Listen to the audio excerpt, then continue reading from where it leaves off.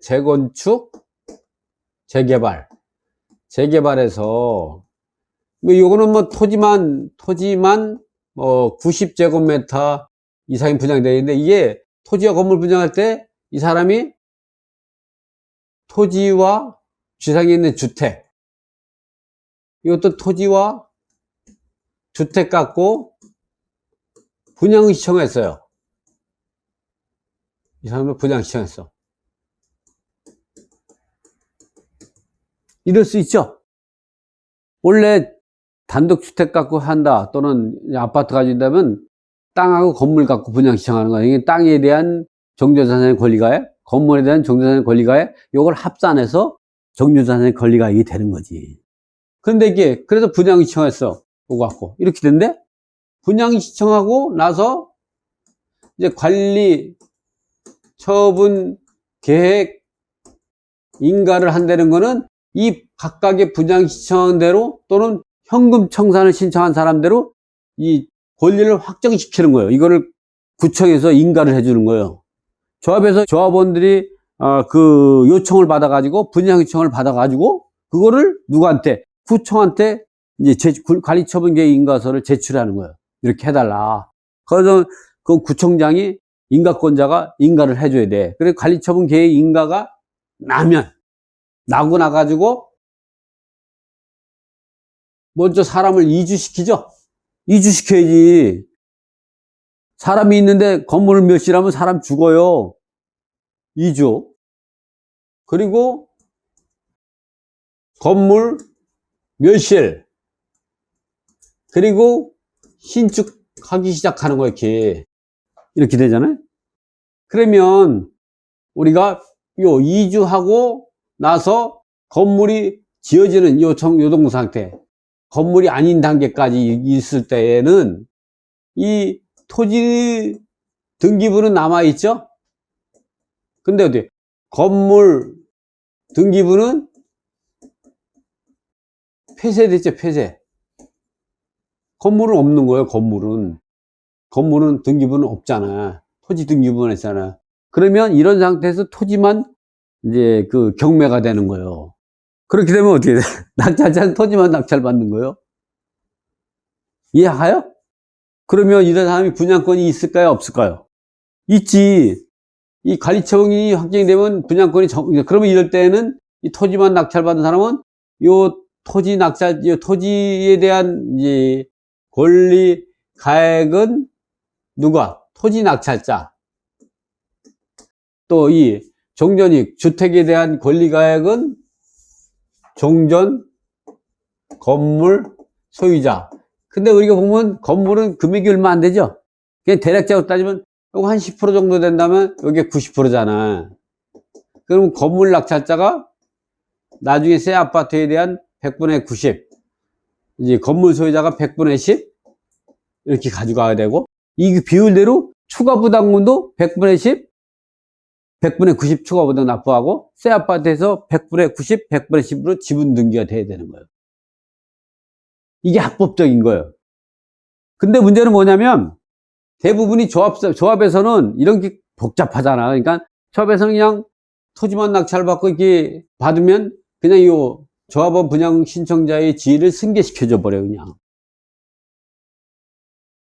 그럼 승계시킬 때 이 건물분에 대한 권리는 남겨놓고 이렇게 요거만 승계시켜주는데 그냥 전체의 조합원 분양권 승계시켜주는 경우가 대부분 7, 80%예요. 근데 그건 법을 위반한 거죠. 근데 그렇게 실무에서 이게 다행이에요. 그러면은, 그리고 나중에 이 토지만 낙찰받은 사람이, 토지를 낙찰받다면 그냥 건물까지 전부 낙찰받은 줄 알아. 조합 사람이 잘 모르잖아. 그러면 그거 갖고 추가 부담금 다 납부하잖아? 그럼 그 사람은 소유권을 다 줘. 그렇다고 하더라도 나중에 전 소유자인 건물에 대한 권리가액만큼 이 사람한테 돈 달라면 돈을 줘야 되는 건 맞는 거예요. 근데 대부분이 이 경매된 사람들은 그냥 다 뺏겼는 줄 알고 청구 안 하는 사람이 대부분이야. 땅만 낙찰받고 건물분에 대해서 그냥 가져오는 경우도 있고 이렇게 돼. 근데 이거는 편법이라는 거 알아둬야 돼요. 우리가 FM을 알고 AM을 알아야죠. FM은 합법적인 법률적인 근거. 그래서 우리가 합법적으로는 어떻게 하냐? 이건 땅을 낙찰받으면 건물에 대한 권리는 못 가져와. 이 전 소유자 거야. 건물이 멸시돼 있지만 권리가액은 있는 거예요. 그랬을 때 추가받으면 건물 소유자가 이 권리가액이 요거랑 비율이 요때의 권리가액 비율이 이게 토지가 이 90이었고 예를 들어 이게 90이었고 이게 10이었다. 그러면 이렇게 100분의 90 권리를 가지고 100분의 10이 남아있는 거예요. 그래서 이 추가부담금도 각각 요 비율대로 추가부담금 납부해야 되고 또 이 나중에 이 납부를 하고 나서 새 아파트에서 100분의 90 낙찰자가 100분의 90 집은 건물 소유자가 전 소유자가 100분의 10 이렇게 공동 소유권이 되는 게 맞는 거예요. 이렇게 되는 거예요. 근데 실무에서는 어떻게 하냐? 그냥 다 줘버려 그냥. 근데 이 사람이 또 그냥 이의 제기도 안 하는 경우도 많아. 또 금액도 얼마 안 되고. 그렇지만 합법적인 이렇게 하는 거다. 그래서 두 가지 가르쳐 드리는 거. 그런 내용이 써 있어요. 그러니까 그렇게 해서 관리처분계획 인가 후에 땅만 나오면 공동 분양 자격이 된다. 이렇게 알아야 돼. 분양 자격이 없다. 이거는 분양 시청을 하기 전에지. 하고 나서 지금 무슨 얘기인지 이해해요? 그냥 잘못 얘기했죠?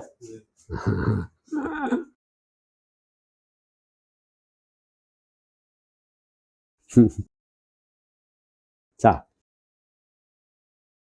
그래서 이게 어디 있는 거냐면, 여기에 이렇게. 지금은 이제 이게 대단지가, 분양된 지가 꽤 오래됐어요, 지금 이거. 2013년도잖아요. 벌써 10년 전이야. 지금 완공돼서 다 입주한 지가 한 10년 됐어요. 이때도 아파트가 다 지어져 있는 상태였어, 이때도. 이때 아파트 감정가가 6억이었어요. 근데 시세는 한 6억에서 6억 5천 갔었어. 6억 5천 정도 간 것 같아. 제가 이걸 많은 사람을 상담해 줬거든, 이거를. 근데 이거를 낙찰받으면 얼마가 되냐면, 이 사람이 추가부담금 미납금하고 추가부담금 미납금에 대한 이자, 균등분할대금이 얼마냐? 이렇게, 요 책, 먼저 그거부터 보죠. 수요가 높은 지역인데도 계속해서 가격이 떨어진 이유는 어디에 있을까? 그 이유는 이 조합원 분양권을 낙찰받으면 그 가격이 곧 아파트를 분양받을 수 있는 총취득가가 된다는 것이죠. 여러분이 그렇게 생각하잖아. 어? 된다는 것이 아니라 추가적으로 부담해야 할 금액이 많기 때문이다. 이 판단을 잘못해서 2012년 4월 16일 4억 1999만 원에 낙찰받았다가 포기하고 또 2012년 9월 3일 날 3억 5177만 원에 낙찰받아 포기한 사례가 발생했다. 이 사례는 필자가 5차 매각 절차에서 청산금의 미납금과 지연이자 등을 계산할 경우가 주변 납부 시대보다 초과됐기 때문이다. 그러면 재건축으로 신축된 아파트에 매수하려면 얼마나 추가 부담금을 해야 되는가? 재건축 조합에 확인해 보니까 조합원이 분양받을 수 있는 동호수는 100사당 605, 33평이었다. 이 신축 아파트 분양가가 4억 7,007만 5천 원이었고, 그러니까 이게 신축 아파트 분양, 그러니까 종우자산의 권리가액이 이게 이었고, 종자산의 권리는 과거에 재건축하기 전에 주택과 토지에 대한 권리가액에다가 비례율을 곱한 게 2억 9,640만 1,287원이요. 이 금액에는 균등불화대금 있잖아요. 이거 8,100만 원. 이게 이제 균등불화대금이 희유지 매입 금액은 우리가 두 가지로 볼 수 있어요. 내가 이제 이렇게 주택이 있는데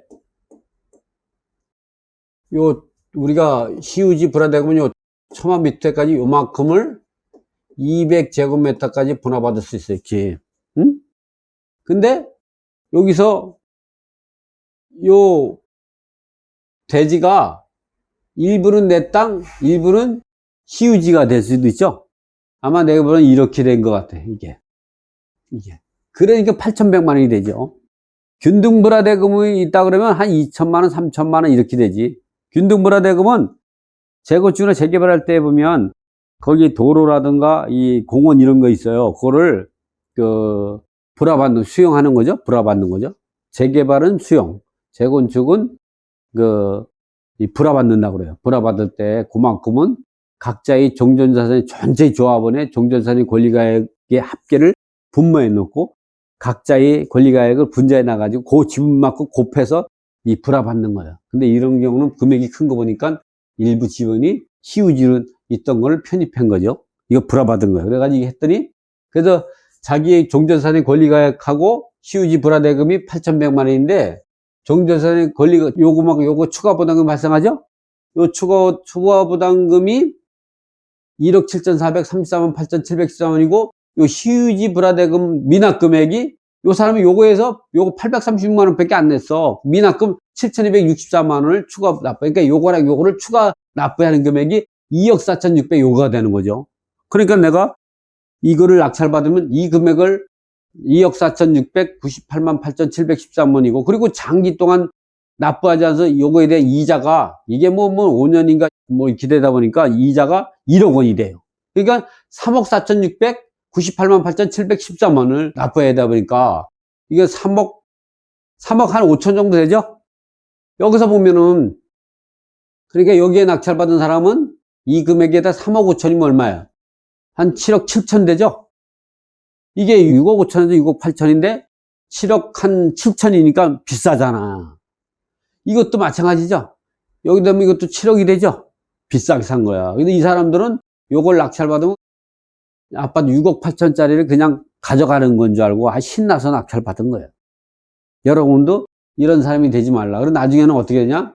도저히 사갈 사람이 없으니까 이 자기 재개발 조합에서 직접 사가지고 그 재개발 조합에 수익으로 충당한 거죠. 그렇게 해서 끝이 났어요. 그래서 재건축으로 신축된 아파트를 매수하려면 얼마나 추가로 부담해야 되는가 이게 나오죠. 재건축 조합에 확인해 보는가 조합에 분양받는 게 우리가 재건축 조합에서 분양 신청할 때 내가 이거를 낙찰받으면 몇 동 몇 호를 소유권을 취득한지 꼭 봐야 돼요. 그러니까 내가 확인할 때 104동 500, 605, 33평이래요. 그럼 그게 신축 아파트의 권리가격이 얼마냐? 그래서 추가 부담금 얼마인가? 그리고 이게 이 정도면 시세가 얼마나 가는가? 이거 판단해. 시세가 보니까 6억 8천이에요. 이렇게 해서 내가 얼마에 낙찰받으면 시세 차이 되고 또 앞으로 새로 짓는 신축 아파트의 프리미엄까지 하면 내가 돈을 얼마나 벌겠다. 이런 순수한 생각을 가지고 투자해야지. 지금 이게 무슨 얘기인 줄 알아요? 다시 정리하면 이게 다 필요 없어 이거요. 이거 조합 사무실에 가면 다 할 수 있어요. 그러니까 어떻게 하냐? 내가 이거는 토지와 건물 전체가 매각되는 게 아니잖아요. 분양청은 토지와 건물 전체를 신청했다고 했죠. 근데 건물이 관리처분 계획이 있고 이주하고 건물을 멸실시키고 나서는 토지 등기부만 했기 때문에 토지만 경매를 넣을 수밖에 없어요. 근데 토지에 있는 저당권자가 토지만 경매 넣지 않고 분양권 자체를 경매 넣을 수도 있어요. 근데 그렇게 하지 않고 토지만 경매 넣었다면 건물에 대한 종전자산의 권리가액은 전 소유자 거요. 낙찰자는 토지에 대한 권리만 가지고 있어. 그래서 그렇다도 조합이 잘 모르고 하니까 그냥 건물 것까지 다 넘겨줘. 추가 부담금 다 내는 조건으로. 근데 나중에 이제 건물 소유자가 내 지분 내놔라 그러면 그래 너도 그러면 추가 부담금 건물의 분에 대한 100분의 10만큼은 추가로 납부해라. 그리고 너 지분 내 공동등기 해주마. 뭐 이렇게 할 수도 있죠. 우리가 지분 등기되는 게 맞아요. 이렇게 되는 게. 그래서 이렇게 된다. 그래서 이런 게 될 때는 몇 동 몇 호를 분양받는지 조합사무실 확인하고 내가 이거를 소유권을 취득하기 위해서 추가로 부담금이 얼마냐. 이 종전자산의 권리가액이 이거고 신축 아파트의 종무자산의 권리가액이 이거다. 분양가격이죠. 이게 종무자산의 권리가액이에요. 이게 종전자산의 권리가액. 이 차이고 또 시유지 불화대금 요거까지 차서 추가 부담금 얼마인데 그게 이제 1억 7,400이라는 거죠. 이거 추가로 납부해야 되고 8,100만 원 중에서 납부하지 않은 요게 플러스니까 요거 더하기 요거는 이 금액을 추가로 납부해야 되는데 여기에 또 요걸 장기 동안 납부하지 않아 가지고 지은 이자가 1억 있죠. 그래서 신축 아파트에 분양권을 낙찰받으면 낙찰 대금 플러스 추가 부담금, 미납금 플러스 요 미납금에 대한 지연이자. 근데 지연이자가 이렇게 1억씩 돼요.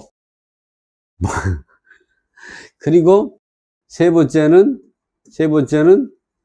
균등불화대금, 균등불화대금 또는 시유지 불화대금,